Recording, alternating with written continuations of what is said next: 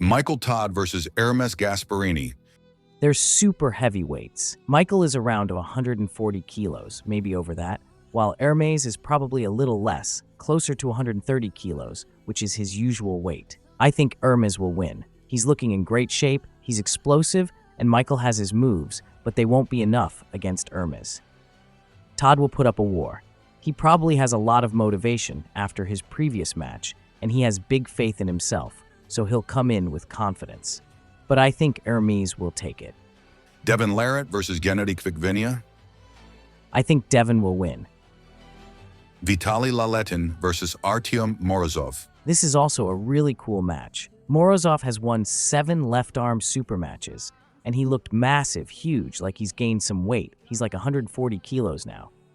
Vitaly is top-ranked in the left arm. Vitaly is number 2.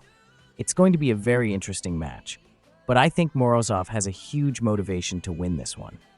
I think Morozov wins. Alex Kudesha versus David Dodikian. I think David will win, especially with the weight gain. Frank Lamparelli versus Serhii Kalinichenko.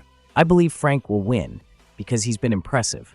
He's had some tough matches at East versus West and has performed really well in all of them. I think people didn't believe in him at first. He beat Matt Mask, which was a big deal. After that, he had a war against Michael, a real battle, though he lost. Later, he pulled against Dave Chafee, but that wasn't really his category. Brad Grundy versus Bacho Seganeshvili. I believe Bacho will win. Brad was dominated by Philip Larson in Florida, who is much heavier, and that kind of matchup is different. Bacho looks really strong and will have the support of his country, so I'm going with Bacho for the win. Vasily Dautashvili versus Stoyan Golomanov. I don't know enough about this match, but I hope Stoyan wins. Irakli Zirakashvili versus Todd Hutchings. It's a cool matchup with different styles. Irakli has looked dominant lately, and I think he'll take it. Todd is impressive, but he tends to struggle in some of his matches. Oleg Petrenko versus Vitaly Oniani. Oleg is usually in a higher weight category, but Vitaly has impressed in previous matches. I didn't expect him to be so strong in this weight category, but he's done well. I'm not sure who will win, but I want Vitaly to take it. He's one of my favorite pullers right now. Daniel Prokopchuk versus Oleg Zhok. Daniel is much lighter, right? Daniel will be around 81 or 82 kilos, and Oleg around 85 kilos. I think Daniel is coming from another weight category. It's great for Daniel to face this challenge on the left hand because he needs it. He's so dominant.